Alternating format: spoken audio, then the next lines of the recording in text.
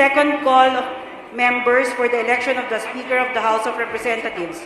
Honorable Representatives Abante, Abaya, Bellanosa, Abu, Abuexal, Divar, Abunda, Acop, Acosta, Acosta Alba, Adyong, Advincula, Agabas, Agaraw, Aglipay, Ladies and gentlemen, with only one person being nominated as the new Speaker of the House, duly seconded by many of our colleagues, and gathering the majority vote of 186.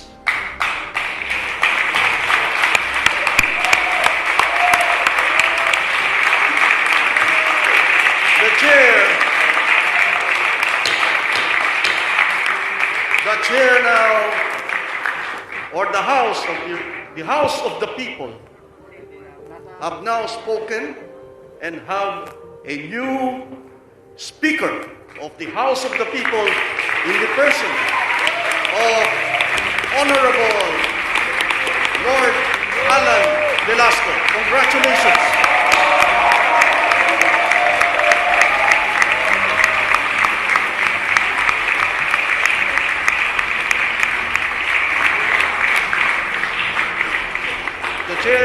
The chair would like to invite the newly elected Speaker to please take his oath.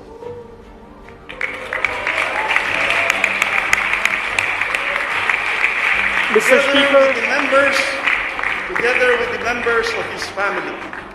Mr. Speaker, could we ask The that majority floor leader. could we ask that the various party leaders and the leaders of the various blocks of the House join the Speaker in taking his oath before the presiding officer, Deputy Speaker Conrad Estrella, and before the Barangay Chairman of Barangay Matandang Balara, Barangay Chairman Allan Franza. Yes.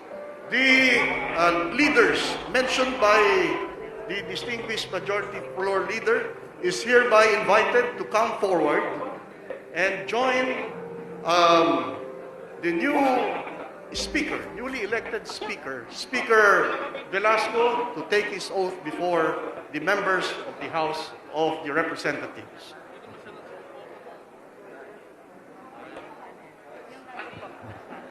Likewise, could we invite Barangay Captain, Barangay Chairman Allan Franza as well? Dito kayo, Speaker.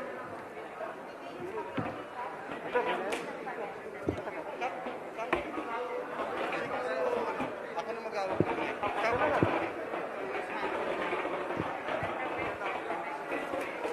Mr. Speaker, could I also put on record that we thank the members of the minority for being present at today's session. In particular, we have 3 deputy minority floor leaders, the Honorable Caraps Paduano, the Honorable Bonito Singson, and the Honorable Bayani Fernando, as well as many other members of the minority. Could we invite the deputy minority leaders on the stage as well to witness the oath-taking of the Speaker? The leaders of the minority are hereby invited here in front. Please come forward.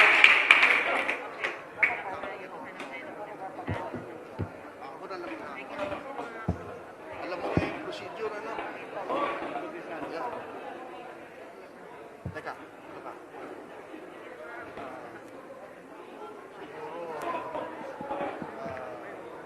Nasa pa si Mikey.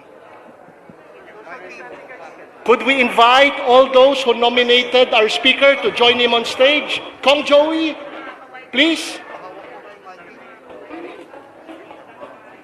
Social distancing.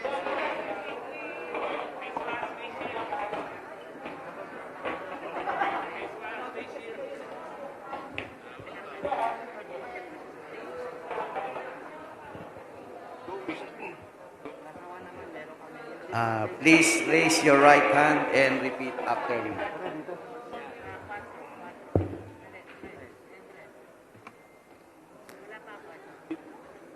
I. Please state your name. Lord Allan Quinto Velasco of Marinduque, having been elected Speaker of the House of Representatives, having been elected as Speaker of the House of Representatives, hereby solemnly swear hereby solemnly swear that I will well and faithfully discharge, that I will well and faithfully discharge, to the best of my abilities, to the best of my abilities, the duties of my present position, the duties of my present position, and of all others and of all others I may hereafter hold under the Republic of the Philippines, I may hereafter hold under the Republic of the Philippines, that I will support and defend the Constitution of the Philippines, that I will support and defend the Constitution of the Philippines, that I will bear true faith and allegiance to the same, that I will bear true faith and allegiance to the same, and that I will obey all the laws, and that I will obey all the laws, legal orders, legal orders, and decrees promulgated by duly constituted authorities and decrees promulgated by the duly constituted authorities of the Republic of the of Philippines, the Republic of the Philippines, and that I impose this obligation and that I impose this obligation upon myself voluntarily, without mental reservation without mental reservation or purpose of evasion. or purpose of evasion. So help me God. So help me God.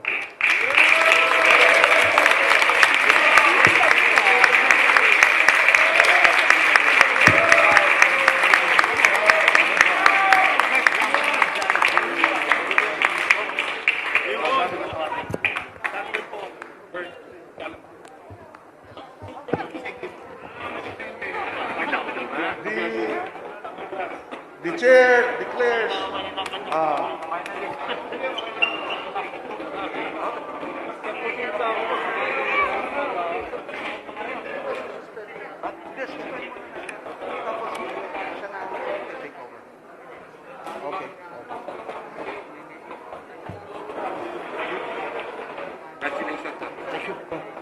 session. Mr. Speaker, I move to suspend session so that the Speaker, newly elected Speaker, Lord Allan Velasco, can begin to preside over the House of Representatives. So move, Mr. Speaker. Is there any objection? The chair hears none. Motion is hereby approved.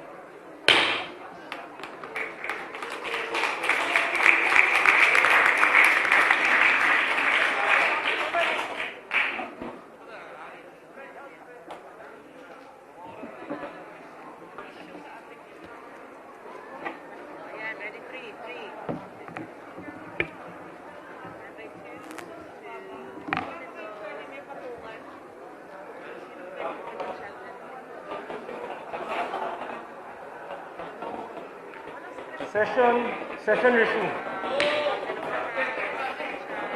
I would like to address this august body.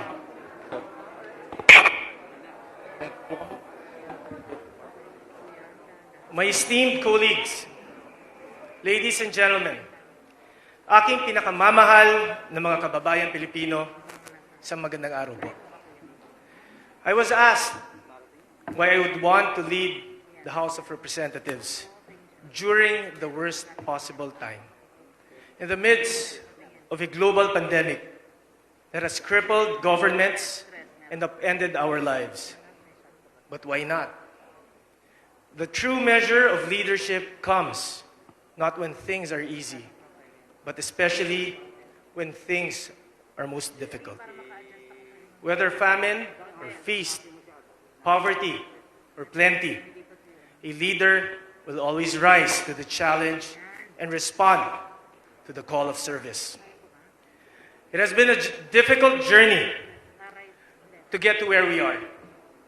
One fraught with many frustrations and complications.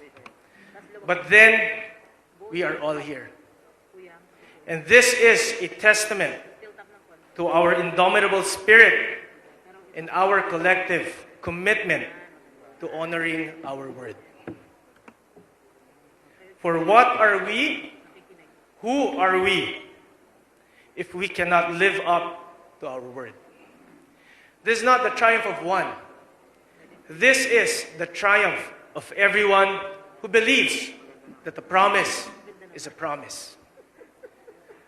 To my esteemed colleagues, this is day one of another chapter in this House, when we renew and strengthen our commitment to support the President's legislative agenda and contribute to the shining legacy that the Duterte administration will leave behind.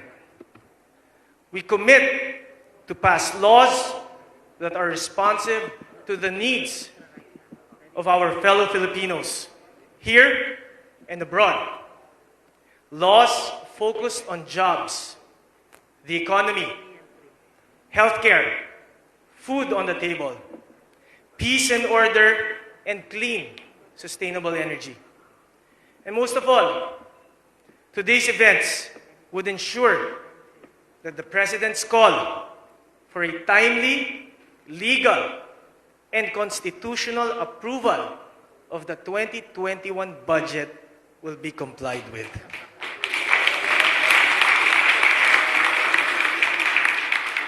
Nais ko pong pasalamatan ang mga parties, PDP Laban, Nationalist People's Coalition, the Partyless Coalition, the Visayan Bloc, the Northern Luzon Alliance Bloc, the Mindanaoan Bloc, the Metro Manila Bloc, the Bicolandia, BARM, including the NUP and NP parties, party leaders at mambabatas, naniniwala at sumusuporta sa ating kausa at adhikain para sa isang kongreso na tunay na para sa tao, hindi sa iilan lang.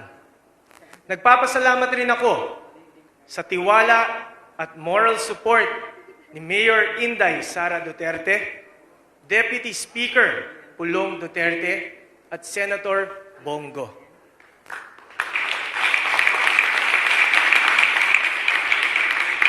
Higit sa lahat, ako'y nagpapasalamat sa ating mahal na Pangulo.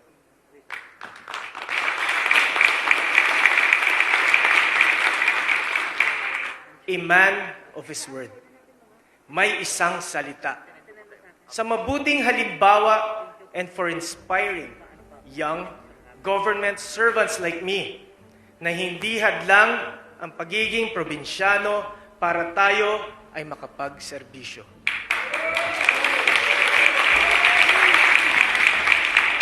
That a young probinsyano congressman from a small province like Marinduque can be elected Speaker of the House of Representatives.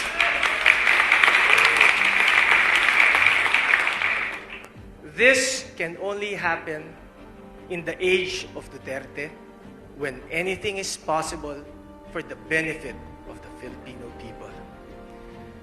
With this compelling proof that has installed me as a Speaker of the House, I would like to extend my hand to Speaker Cayetano and hope that he would be amenable to sit down with me as we comply with the term sharing agreement for a peaceful transition for the benefit of our members and the country.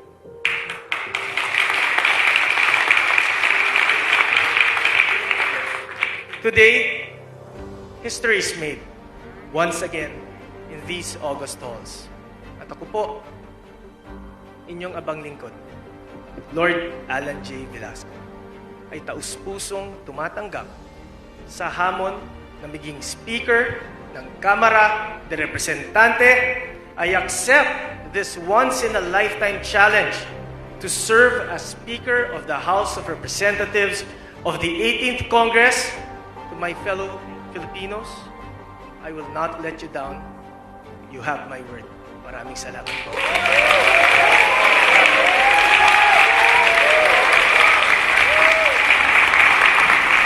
Mr. Speaker, I move to suspend session. So move, Mr. Speaker.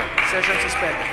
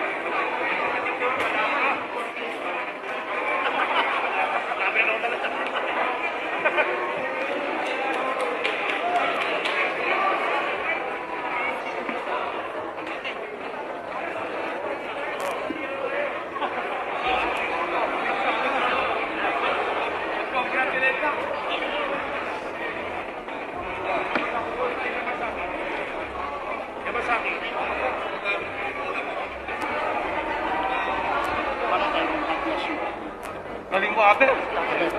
Nakapulot kong bagya. Nakapulot ko ng bagya.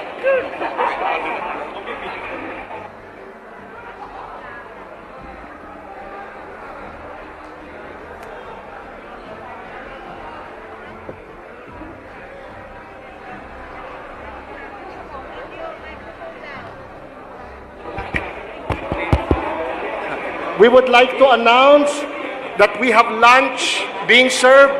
Wag muna po tayo aalis and we'll conduct a meeting regarding our resumption of our budget and the work we have to do. Congratulations to all of us. Let's have lunch together after picture taking with our speaker. Members, we'll just have a photo shoot with the new speaker. Kailangan social distancing tayo. Kung gusto nyo, by party na lang ang picture taking. Speaker Lord.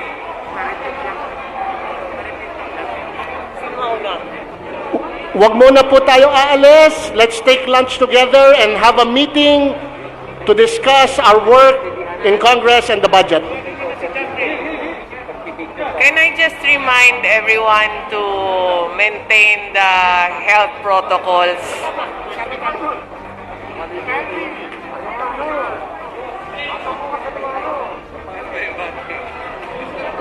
NPC, pa-picture kayo, NPC. By party. Can all NPC members come up to the front for picture with Speaker Lord? Our dear colleagues, we'll have lunch, but we'll first have a picture taking with the speaker, and then we'll have lunch and stand by for further instructions of the speaker. First to take the picture is NPC. Can NPC go up to the front, please? May party na lang.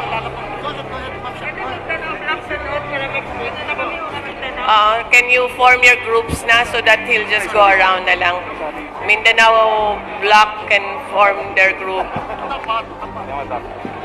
Anong